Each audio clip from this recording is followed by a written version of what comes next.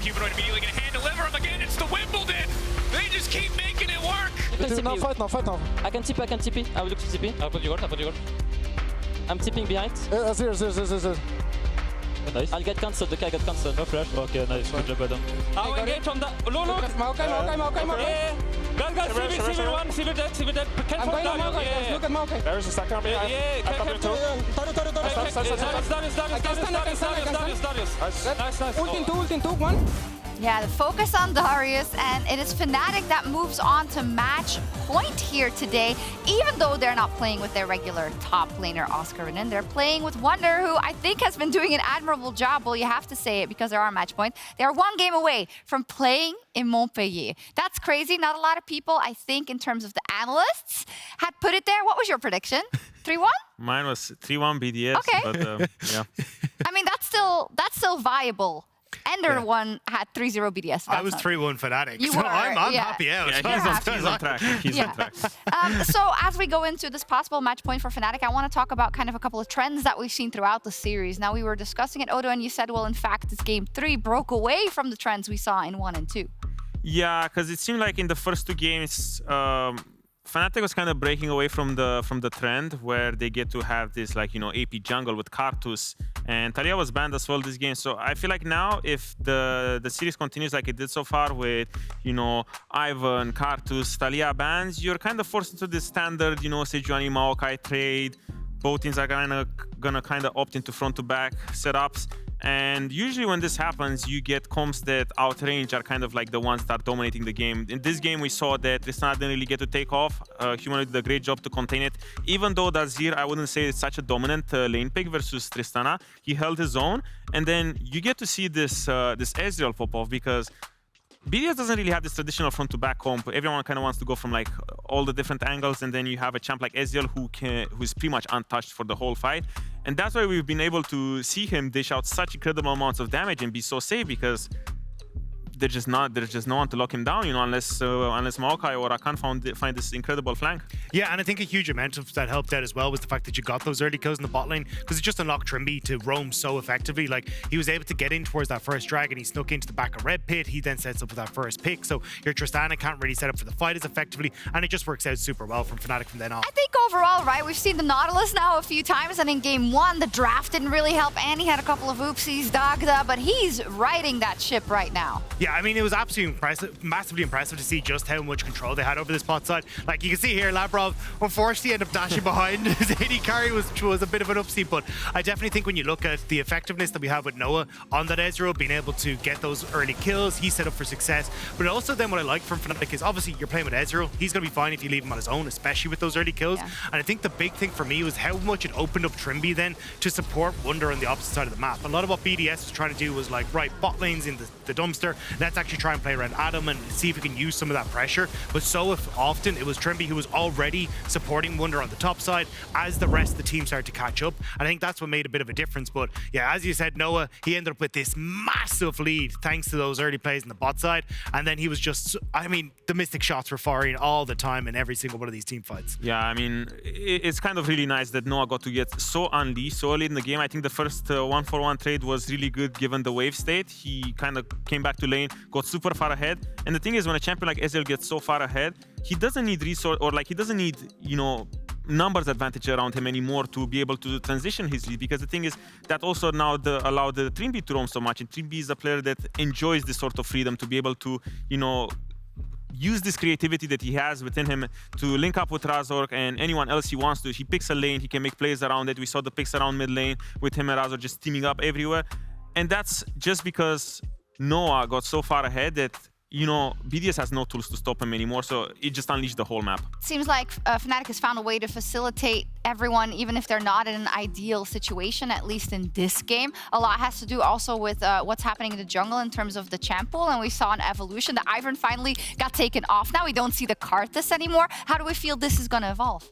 I think, as Odo kind of alluded to earlier on, I think we're definitely going to see a shift back towards these more tank-oriented junglers.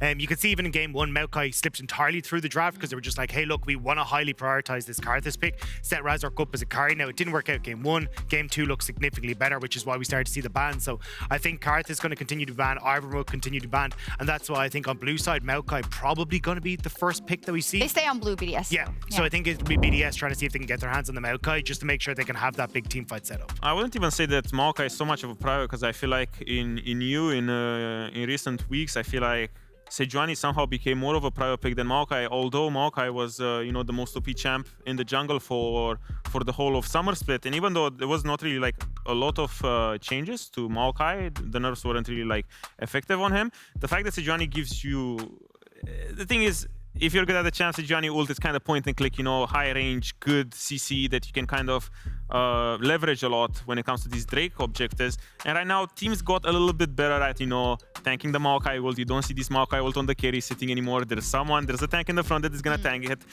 So for me, I feel like Sejuani is even more of a prior pick, because it doesn't really lock you into this, you really, really need this AD mid. You don't, because before you used to see it with Jace a lot. Maokai, Jace has a combo to try to leverage the long range, but right now Sejuani fits into everything and kind of allows you to play whatever you want. You want to go on a carry specific type of top laner, you can do it. Mid lane is still flexible. Your support doesn't really need to provide this engage so much anymore, because Sejuani ult is such good long range engage. And seems to be solving a lot of the things that Fnatic needed to solve for after those first two games, and especially that Karthus was banned out, even though it's a completely different approach. A check-in in terms of the top lane, Adam versus Wunder. We of course built it up a lot, but it's still top lane, so what are you gonna do? But in terms of stats, Adam is edging out. He got that sick double kill in the Drake fight in the other game as well. A lot of pressure, but sometimes the numbers really don't matter if you look at the actual game and how the team plays around it, right? Yeah, I think for a lot of this, for me, it's the fact you're still getting Adam getting these leads, but I think he's actually had less of the impact that BDS expect from him usually, right? When you think about Adam, it's, hey, I'm going to start to shove in a wave and then immediately start to roam around the map. I'm going to try and set up and around these early dragons. And we got to see it a little bit in game number 1, but I think we haven't seen it as much in game 2 or game 3. And I think that's where you're starting to fumble a little bit as BDS, where Wunder is perfectly happy to go, right, I'm going to go down several CS, but I'm going to be able to bring it back when we get to these later portions of the game and just provide that front line that you really need.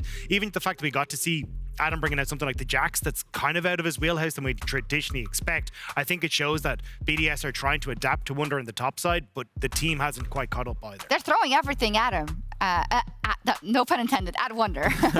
Yeah, I mean, Adam's having a great series so far in terms of how he's leveraging and how he's getting his lane leads. I think he's doing everything well in the matchups so far.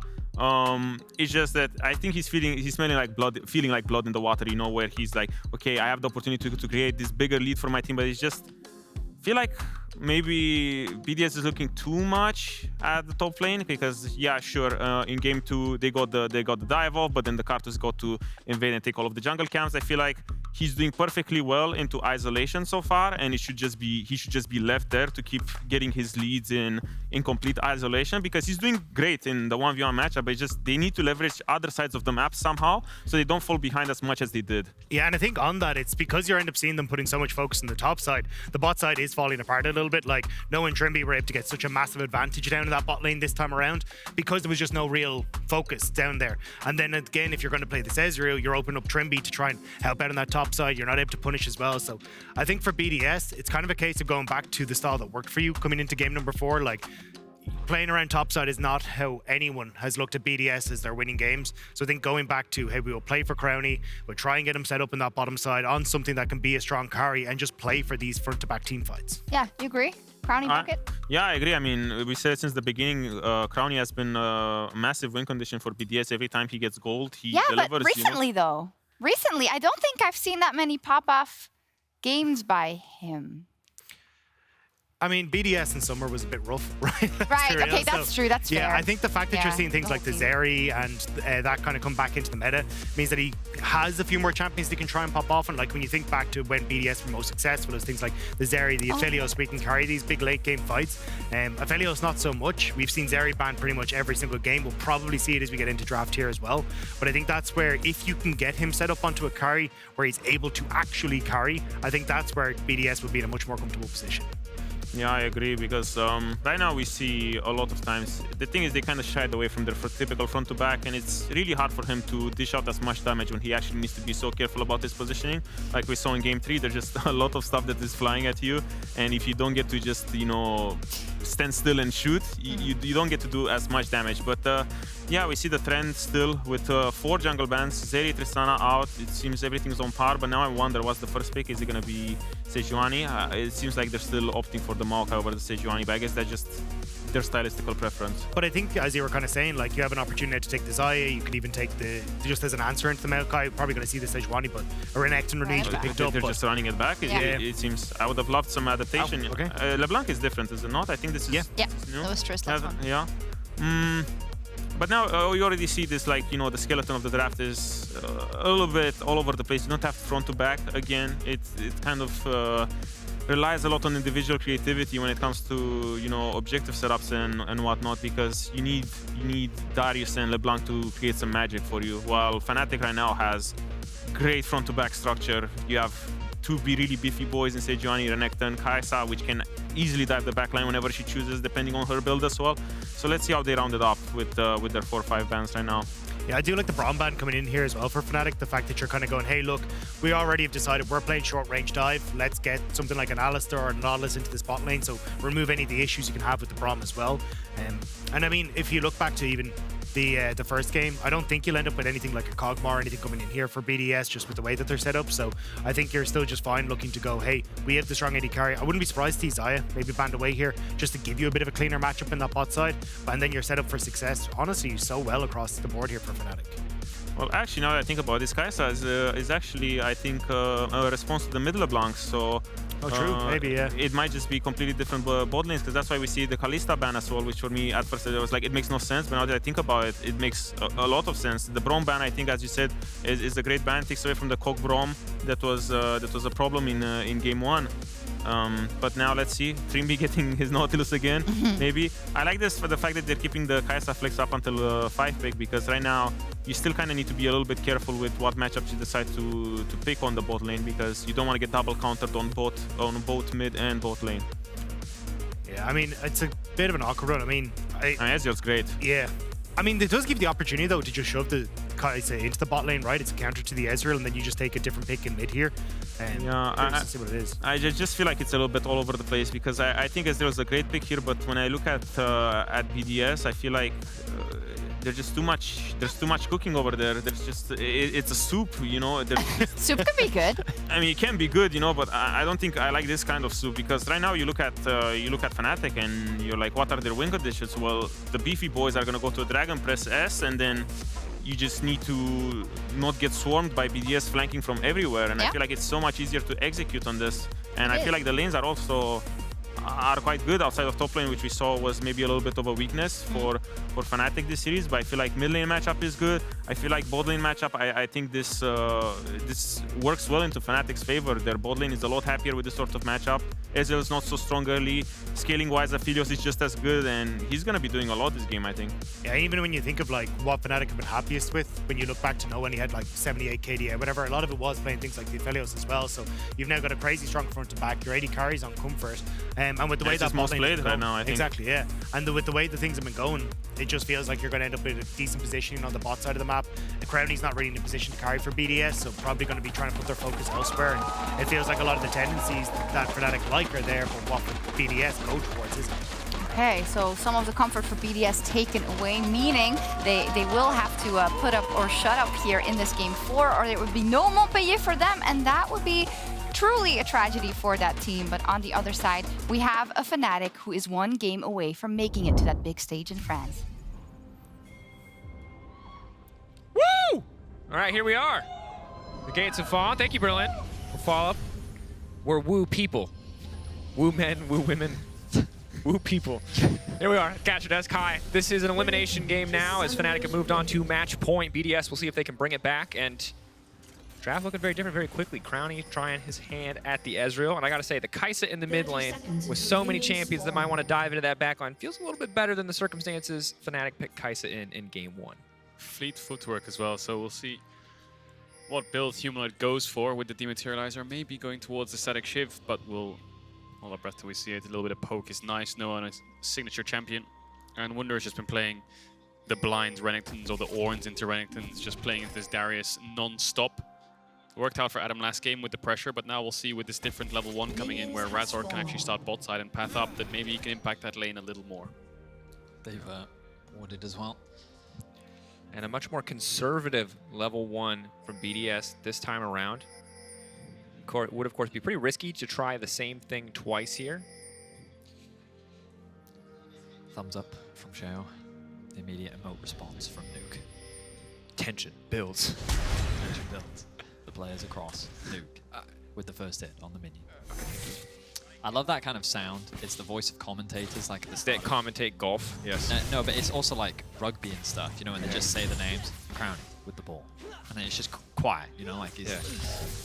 The only thing I'll say is that it's very impressive to me that World Cup football casters can remember every single player's name. That is impressive. At all the times. And then you sit there and you ask us, could you name every player in the league? And we could get to about 90% just off the top of our heads. I would forget. And then I'd be like, oh, I'm so dumb. It's this person. Yeah. So credit to traditional sports commentators. They never have to talk stats as we do, but they have their moments, their memories. As Labrov takes a very rough trade there, but of course Crownie, the luxury of the early level 2, is starting to take control of this lane. And you said it earlier, Vedius, when Ezreal falls behind and gets pushed under his tower, he can't do anything. But similarly, he's fantastic at keeping the pressure up if he can push you under tower. Oh yeah, for sure. His poke is super obnoxious to deal with, and you can already see how much chip damage it can do. The healing that Noah is going to get is not going to be that significant. Sheo, though, with a full clear on bot side, maybe looking for something here. This is similar to the poppy pathing he did in game 2. He can lose a lot of camps for this kind of play, so he needs to make sure it works out. Adam has the top push to cover off, as well as Nuke to cover off any kind of invade from Razork. He's going to see that he started bot side. What was his plan? Was it camps or was it a dive? The dive would be a bit tricky with double TP already available, so now he's going to ping his wolves. Maybe he wants to go down towards up towards top side, sorry, but Trymbi's trading really aggressively. Nice trade overall from Fnatic. Crownie now at 50% HP, going to be forced to pot. But overall, a pretty tepid early game. I think I can use the word Tepid. Yeah, I like that. Robust vocabulary today, Mr. Day. Level 3 from Noah, about to change guns. Gonna have the root follow up, but difficult. Ghost is waiting. Whoa. Has now marked Crownie. Again, root will come out, but would you look for a cheeky reset here if you're Fnatic spot lane? You've got the wave pushing in. Yeah, I mean, it's a gamble. If you base and Crownie hasn't, then they can crash it. If you both base at the same time, fantastic. So it's a guessing game. Trymbi wants to see if Crownie's based. Noah wants to base. He's gonna have to cancel it if he sees Ezreal. Oh, Wunder's getting a gank. For the first time this series, he sees a jungler on the top side. One person thought that was really funny. Someone thought that was really funny. Will not be able to gank Cowboy Darius, sadly. Okay, so now the advantage is Noah, while not a massive purchase, was able to go back and purchase. Will make his way towards the lane, and he has a lot of fury here, Wunder. You can just double dash through. Razork's not going to do it. Oh, smart though. Sheo's on the counter.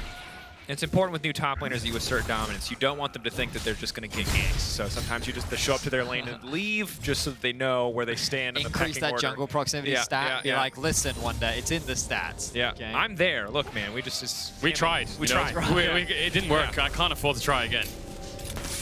Oh, is he? Oh, he stopped him. Ooh, that's big. I saw Crownie just completely out of mana at this stage of the game.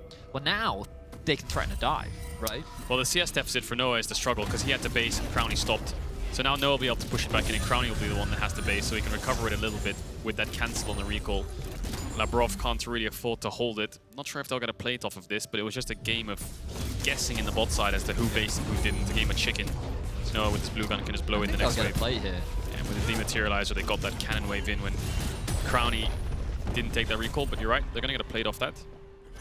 Nicely done. Adam is proxying. Taking an opportunity where he knows enemy junglers on the bottom side of the map to further extend, or at least even out some of that CS on the top side of the map. Of course, for Noah, it feels pretty good to get a plate and also have started Cole, so. All right, Drakos. Earlier you broke the graphic. Can you find the graphic again? I think I might have broken it again. Of this game. Look, let's just say that I'm looking for it right now, and we'll see if this works. You broke it, Drakos. Okay, so imagine a graphic along the bottom of your screen, audience. Close your eyes. Close your eyes. Visualize with me us describing the stakes of this game. You're going to hear the sound of us describing the stakes of this game, and it is this. Winner, Montpellier, top 3. Whoa. Guaranteed into Swiss. KC will be there if you're amazing. They'll play after Carmine Corp the next day. incredible. Loser fights Golden Guardians.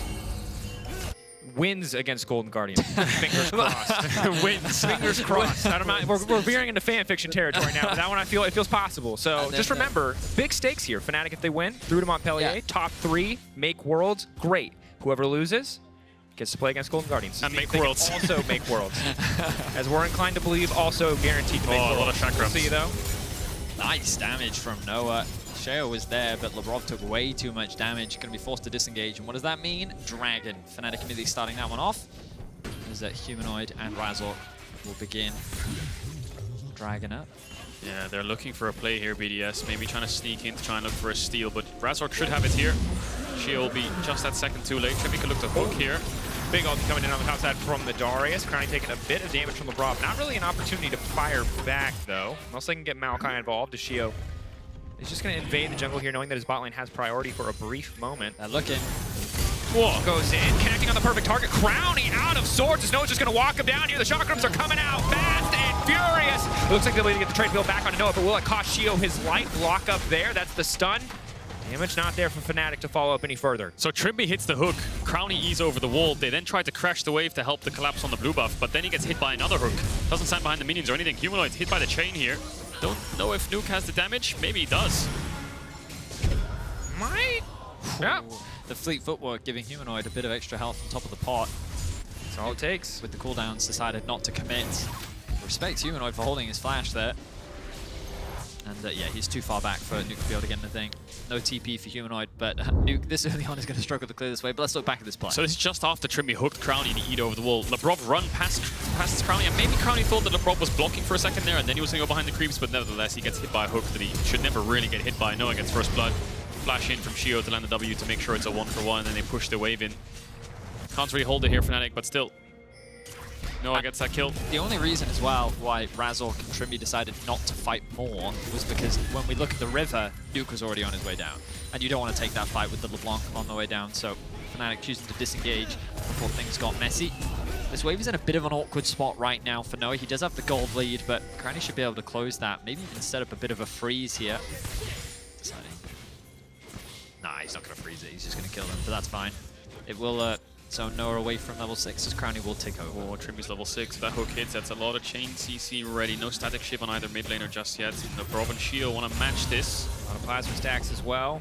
We're obviously going to try to fish for an angle there as Adam's able to pull Wunder back. Full passive stacks there. Wunder just has to walk away from the trade, gives up his ulti. A bit more damage, a bit more root on his Sheo there. Humanoid not going to find the angle. Excellent ulti coming in. Ezreal might hit Wunder. Nope, just going to dodge away from it. Thought Adam could look for a play, but yeah, lost his stacks. Everyone's just contesting waves right now, but it's Crownie who's just sitting here in isolation as Noah tries to move towards mid to help secure the Herald, and he will do so, but he's going to be zoned away from this bot side. Trymbi's a little bit far away with no ultimate, and Labrov's ready to dash on top of Noah, who has no flash, so he's respecting it. I mean, Noah is losing out a lot here. Crownie's in a great position, even though the goal difference isn't massive. XP-wise, look at this. Crownie is very close to level 7. You can see the little pink bar next to the icon showcasing how close our players are to their next levels. And Crownie is nearly a whole level up over Noah right now. They've been able to find these windows where they can gain these CS advantages. And again, it's not resulting in a huge gold difference, largely because of the kill that Noah was able to pick up. But still, yes, definitely in an alright position considering those early 2v2 fumbles. Yeah, and I think the beauty is Fnatic get the Herald, so we'll see if they can repay that gold deficit and experience deficit onto Noah by maybe trying to zone them away from bot waves with that Herald, because Humanoid will have static shiv. So will Nuke though, so mid-wave contest just got a whole lot more The buys fun. are literally identical, except Yeah. it was dagger versus boots. Yeah, and Noah's flash is coming up soon as well, which is really important. He needs to be careful though, he has a ward in river. Labrov's gonna get rid of that one. Wunder doing much better in this lane phase now that he's not left on the weak side with Jungler constantly hovering on his side of the map, or potentially hovering there. Able to get some push into Adam's Darius. Oh, credit to Wunder, steady improvement, it feels like, since game 1, where he really was not able to play the game whatsoever. Priority on this Renekton paying off for Fnatic. So on the bottom side, Trymbi will finally return. Roaming a lot around the map, leaving Noah all to his lonesome, which, as you highlighted, has put Noah in a difficult spot when it comes to picking up a lot of this CS. Sheo once again showing his face down here. 55 seconds till the Cloud respawns. Good diligence on laying down some early vision control from the side of BDS, knowing they have bot prio, freeing Labrov Humanoid to roam into the jungle here.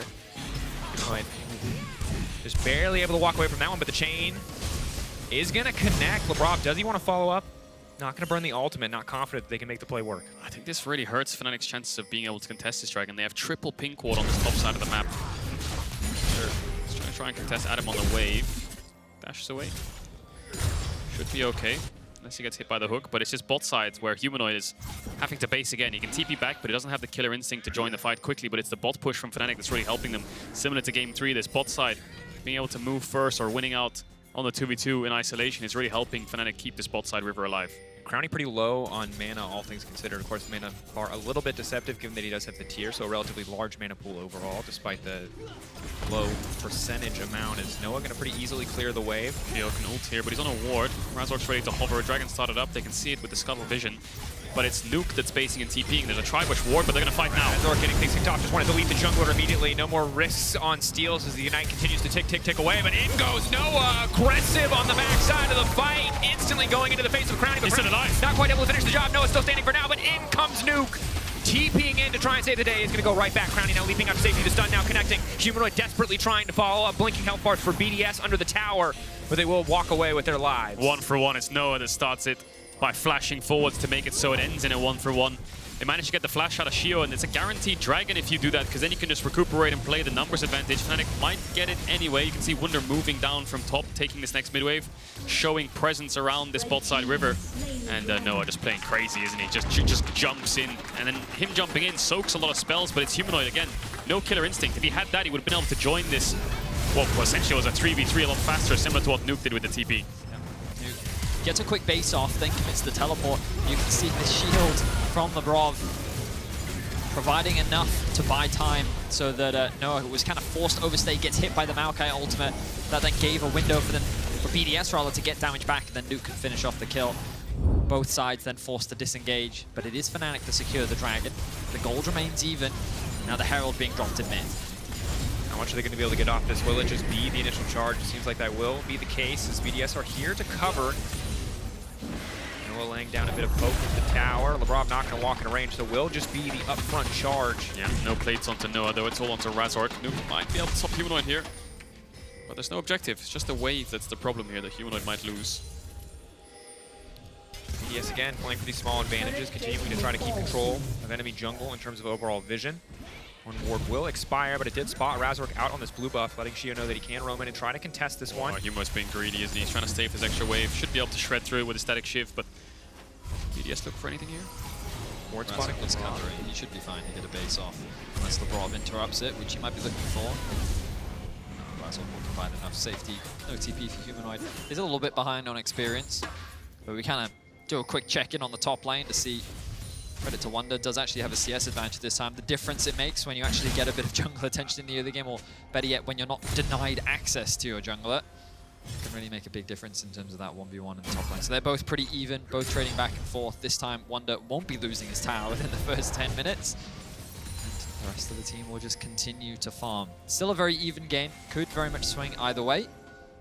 It's really going to come down to what we saw in Game 3. Who can find that initial pick? Who can open up in the oncoming dragon fights that we very much expect in the near future?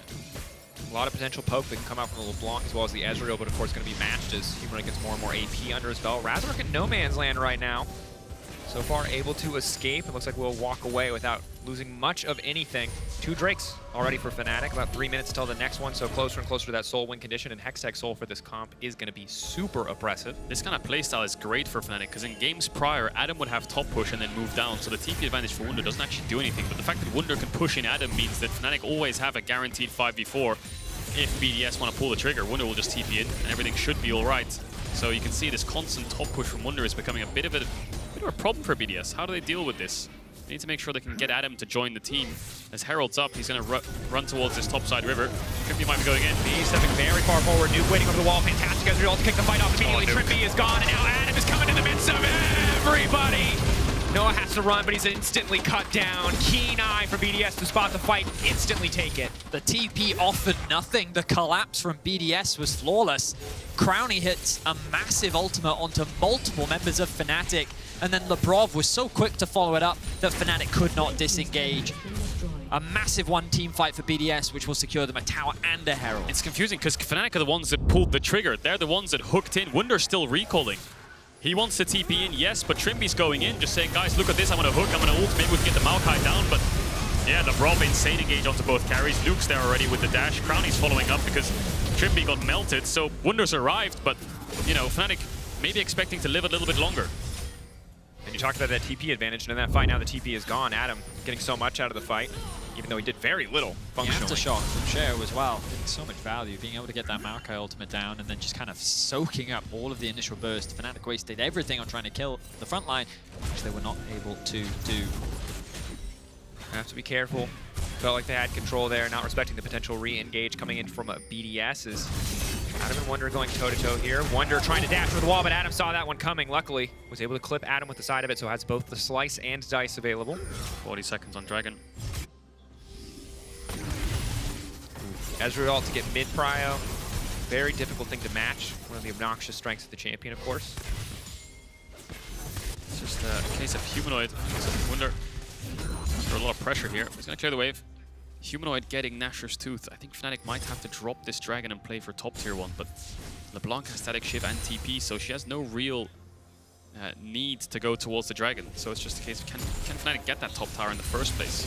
Maybe is Humanoid going to base again soon for that Nashor's? If he does, they're probably going to fight, but looking at where jungle support is, 10 seconds before the spawn, they're going for that top tower, but BDS have Herald, so they can go for bot tier 2 if they want. Go for bot tier 2 as well as secure a Drake and deny soul point to the side of Fnatic. Drake seems all but guaranteed. We'll see how much they can get out of this Herald.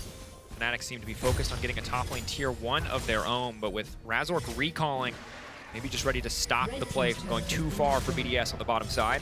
Can they go more? This is the question. BDS Crownie's leaving. Labrov's resetting is going to stop it. Yeah, looks like we're not going to push for a tier 2. Tower for tower and Dragon over to BDS. Ooh, nice from Wunder to deny the charge there. Humanoid will try and grab as much of the wave as possible before looking to recall, and that will be all of it. Baron spawns in about 2 minutes time. Not going to be the immediate objective that these teams fight for, but it becomes something on the map that you always have to be cautious of. Kind of look at Baron clears, and Fnatic have an incredibly fast one when you have Aphelios plus Kai'Sa. A little bit slower on the side of BDS. LeBlanc, not really the strongest Baron taker, but she's going to be a massive side lane threat. Part of the value of this Kai'Sa is that she can match with the Static Shiv. You do have a lot of wave clear. In terms of the trading, very much a skill matchup depending on how things play out. Ooh, Razork needs a bit of danger to here. Get out. No flash. Trymbi in the area. BDS for now not going to be able to be punished whatsoever for trying to find this pick, and Fnatic immediately just walking away, recognizing that there's no counterplay to be had here. They can only lose 4 members in the process, so Razork overstays. BDS quick to punish and donating the kill over to Crownie. Well played. Humanoid doesn't have the TP, they just collapse from mid. Yeah, also just like a big blunder there from Razork.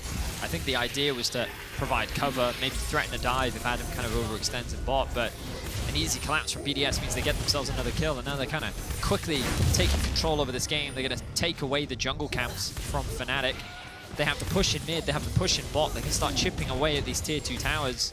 I guess the only good news for Fnatic is they only have 1 tower hitter in Crownie. If Adam and Sheo step up, it could be dangerous, but Humanoid doesn't have TP and they can see him on top wave, so they're not really under any threat. Sheo. W to clear the creep, but a poke going down on a Wunder. We'll be able to clear the wave here, as for now, Humanoid is just soaking up as many resources as possible. This has been a consistent trend for Humanoid specifically, whether it's the Tristana or the Azir on a side lane, or now the Kai'Sa. This man a king of hoovering up these waves in the mid game to try to snowball himself as much as humanly possible. On the opposite side, BDS continuing to do well when they have a lead, and slowly choking out the opposition. It was a similar story, or in game 1, although not quite as dominant here in game 4, but still an excellent look. In game 3, it was very similar, where both teams were very even, but it was a couple of fights that really swung open the game for either side. And the Baron. No, Fnatic find themselves at a small deficit right now. There's still ways in which they can come back into this game. You can see disparities are not so dramatic. Big advantage in favor of Crownie, of course, but Wunder still has a level advantage over his top laner. Humanoid on par with Nuke. Double AD carries is something you've always got to respect the later into the game you go. It's just a matter of whether or not they can lock Crownie down If Wunder can find a good flank, or if Trymbi can connect that ultimate, that's the E used from Crownie. He's just going to protect his vision as best he can. I think Fnatic need to slow it down again a bit, similar to the Game 1 conundrum where Leander is on Kai'Sa and getting the Gale Force on the Aphelios and everything. Right now, taking a fight is really not optimal for either of those champions. You don't get the Q upgrade on the Kai'Sa, but it's going to do so much damage on the poke. So Humanoid just been playing the side lane game. He did this against XL when he was playing Tristana in that Game 5. As much as the team was falling behind, all he did was just shove side lanes non-stop to try and get levels, experience, and as much gold as possible before these huge fights around the Baron. You highlighted it, Vedi. You know, LeBlanc doing Baron, not the best. Ezreal can shred through it a little bit. It's just a case of when BDS want to pull the trigger, and when they do, they need the Darius up there. So it's quite telegraphed as to when they'll force something when they see Adam on the map. Disadvantage, obviously, Adam. The Ghost on the Darius gives him a lot of unique strengths, but certainly provides some difficult disadvantages as we get out of the laning phase. BDS, again, just clearing out the vision here, trying to make sure that they retain as much control over the top side of the map as possible. Nuke using that extra mobility to get down a control ward in difficult territory. Deliver kind of in control of BDS right now. You can see wards just littered around the top side. They're keeping vision control at the entrances. And they're just doing a good job of suffocating Fnatic out. Very reminiscent of what we saw in Game 1. When BDS have any form of control over the map, immediately they convert that into vision. Information is key for this team, and they play around it very well. Yeah, I agree. They're getting a lot of information, but they'll get a Dragon off it. It's only the second, though, so Fnatic don't really mind too much. The Baron's never really under any threat again because of where Adam is, and they're getting closer to the Ludens, it looks like, on Humanoid. So, yeah, Fnatic, I think, are probably just going to give this, unless Humanoid can get it on the next base and TP in. He's not under any threat of, you know, LeBlanc, Maokai collapsing on him in the side lanes. Again, he's top, just pushing. Noah's just farming. Fnatic know that they need to just farm up for one big fight and just trying to get as strong as possible for it. Also, the way their draft is with Renekton W, the Nautilus, the Sejuani, they actually have a lot of CC and there's plated steel caps on the Darius. So I think Adam might get chain CC'd. They can use this opportunity of a Dragon to get a lot of topside vision. And BDS might be feeling forced into a Baron fight soon. I have to hope they can temper some of that aggression, because in the previous game it was Razork's steal that really gave Fnatic that commanding lead that they were able to snowball into a victory. Overall, though, pretty quiet game. Again, that single fight around the banana brush near Baron was what gave BDS the lead in this game, gave them that sizable advantage. A good fight for the team overall, but since then it's been very quiet outside of the pick on the bottom lane. Fnatic trying to take control of mid and probably transition that into a bit more vision control around the Baron. And again, as you highlighted earlier, Vedius, the Fnatic threat on Baron much higher than that of BDS, not just because of Wunder's TP, of course, but because of the nature of the champions they've selected, the Aphelios and the Kai'Sa, excellent at tearing through that objective. Wide. Fnatic just fishing, seeing if they can catch off guard BDS. But again, you look at these side lanes, once more Adam pushes out top, Duke pushes out bot, and BDS are using this pressure very well. They're kind of forcing Fnatic to split apart. The second they do, BDS once again move into enemy territory, start laying this vision down, and they once again start choking Fnatic out of the map. Yeah, I heard Noah around 20 seconds ago saying, don't fight. I think they're waiting for this Humanoid base here. Here comes the Ludens, I think. And now the Kai'Sa really is online. You see the shutdowns already come through onto his head. So does he group up and just start poking them out now? See if he can find windows to try and chunk out some of this front line of BDS, move forwards a bit and get some vision back to stop the Baron and continue this scaling game of the double AD carry. Well, there's one. Here we go. It begins. Poke from Humanoids. Of course, the cooldown reduction you get from connecting the W a little bit lower, which means it is pretty hard to get full plasma stacks unless you're really chaining those Void Seekers together, but still the damage only going to continue to add up as more and more items come through for Humanoid. It's going to be one big fight, isn't it? One fight's going to decide everything. Pretty much. Or at the very least, it's going to swing a team very dramatically in one direction. We need a moment in League of Legends where we like pause the game before that big fight and people get to talk trash. Because like in MMA, everyone's training, right? And then they do the like weigh-in and people do have their trash talk, etc. We don't get that moment. We're watching the training arc right now. But then they're just going to fight. They don't get a chance to be like, we're going to absolutely dunk on you. We bring out tables to the front and then they come down. Trymbi, is there anything you'd like to say about your counterpart, LeBlanc? Yeah. I think that he sucks. Boom. Throws a chair or something, and then they were like, "Damn, can't wait to see him go cast run." I'm like, "Okay, stay back, hold him back." Yeah. Have you ever wondered what it would look like if we actually scripted the LEC? That's what it would look A lot of chairs. A lot of steel chairs Just specifically. they were like, why is that steel chair over there? No reason. No, Just, And they all walk better than Bruce, their PCs, to really duke it out. then they get back. Like behind. league boxing. Yes, exactly. Playing 1v1s in between boxing matches. That would feel appropriate. That'd be a fun game mode. Wait, out of curiosity, how has like the WWE not been like sued yet for the sheer amount of steel chairs that people would? Surely they should have replaced, like, child-proofed all the chairs at the WWE. Great question, man. I don't know. Sure, they cannot be surprised anymore when someone shows up with a steel chair. Like, why do you keep buying them? Buy plastic. Surely it's safer. Why are you all always surprised? Yeah, but how are you caught off guard anymore? You gotta mix it up. Anyway, League of Legends is still happening, just at a very slow rate. So if you're wondering why we're talking about other things, it's because the thing that we said before, we're still waiting on. Can you press gold for me? Yeah, I Is can it push like gold. the player gold? I want to see how much Noah's on. Oh, you mean as in at this moment. And at this moment, gold, yeah. 800. Okay, he's way on. So he needs the crit cloak, and then he needs the combined toss before he gets the Lord I've been there. It's like, you want to fight? Ah, close to one more item. Okay, I've got it. Yeah, but I could get another. So you want to stall for that? Yeah, we could stall for that. Well, there's Void done for Nuke. Level 16 is about to be reached as well. The tension continues to mount. Dragon is up in a minute's time. The side lanes have been abandoned for now. Where are the Kai'Sa W's? That's all that matters now. With Dragon spawning soon. That one will connect.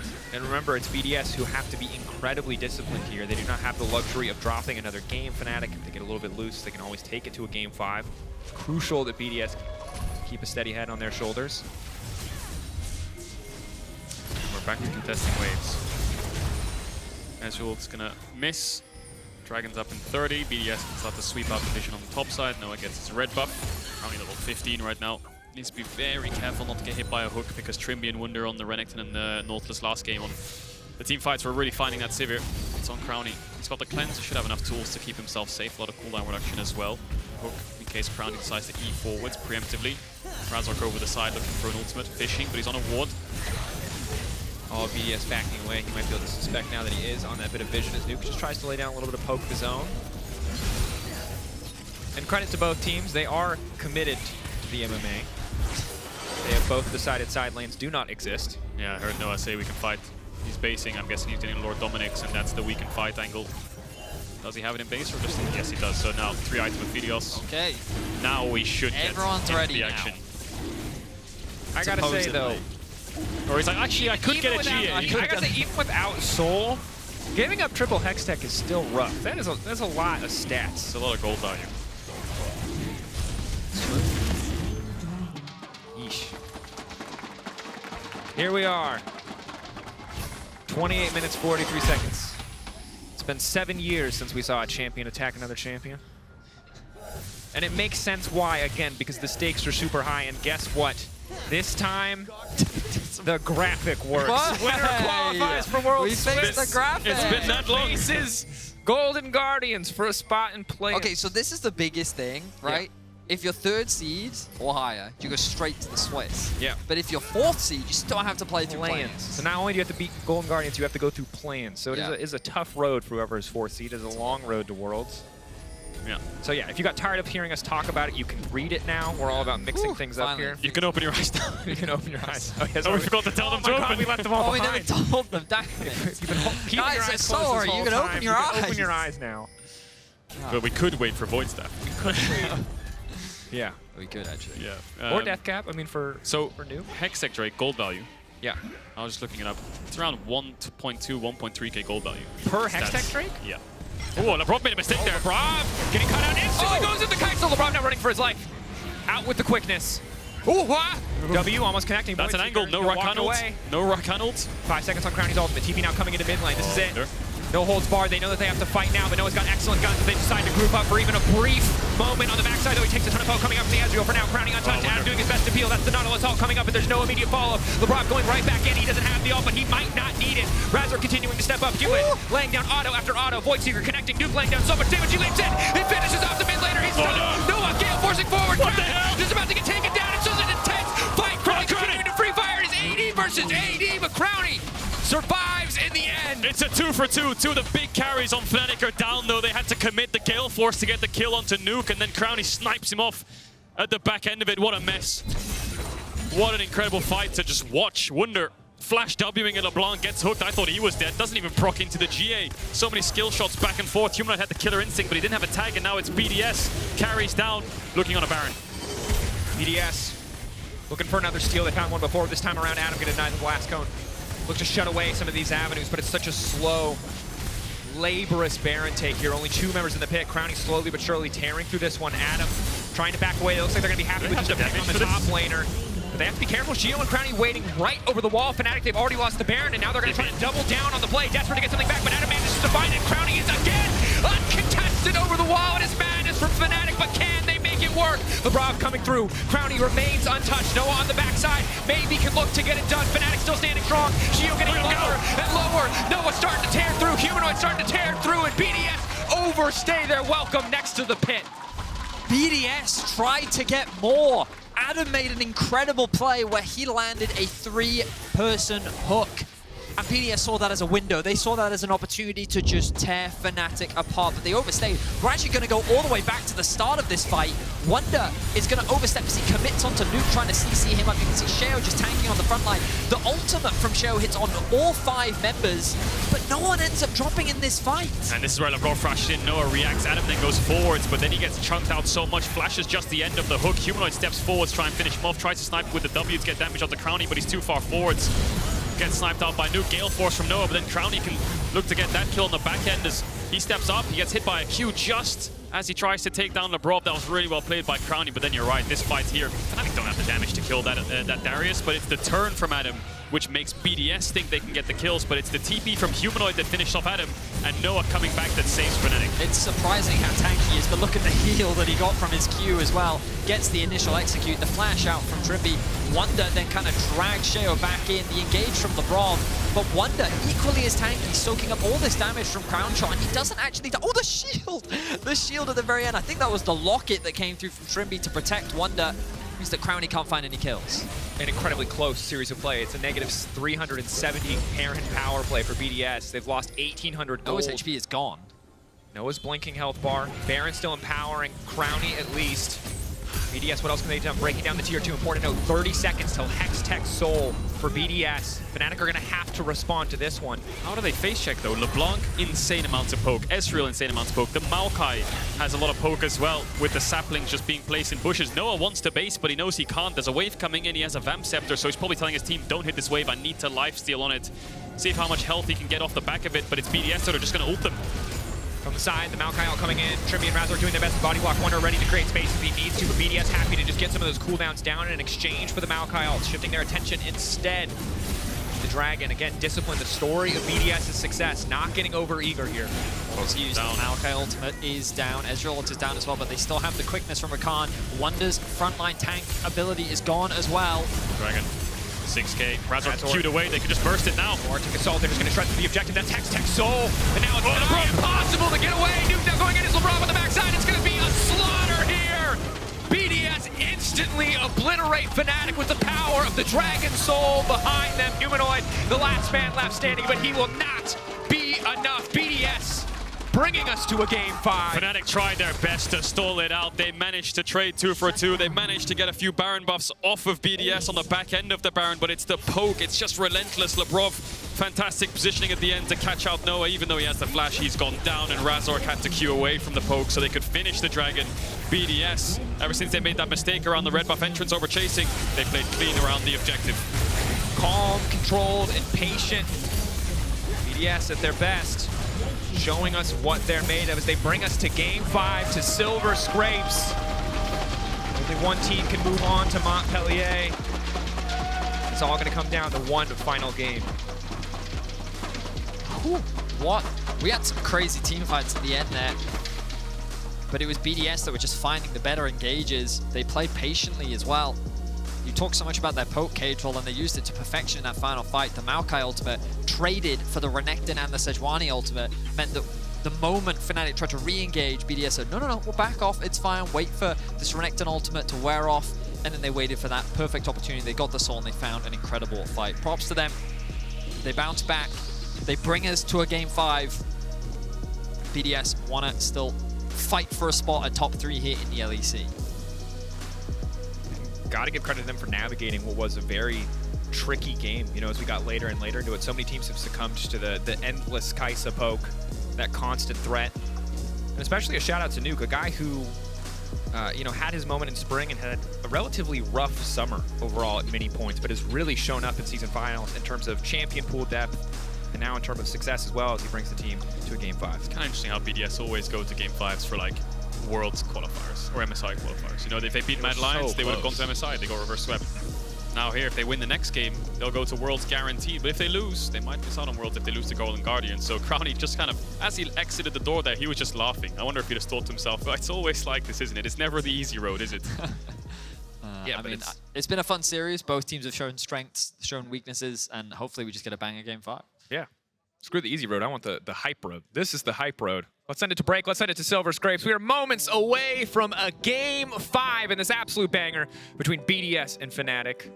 You know the thing. Do the thing with the wave and the... You put your torch on your phone. Torches on your phone wherever you are. Yeah, well.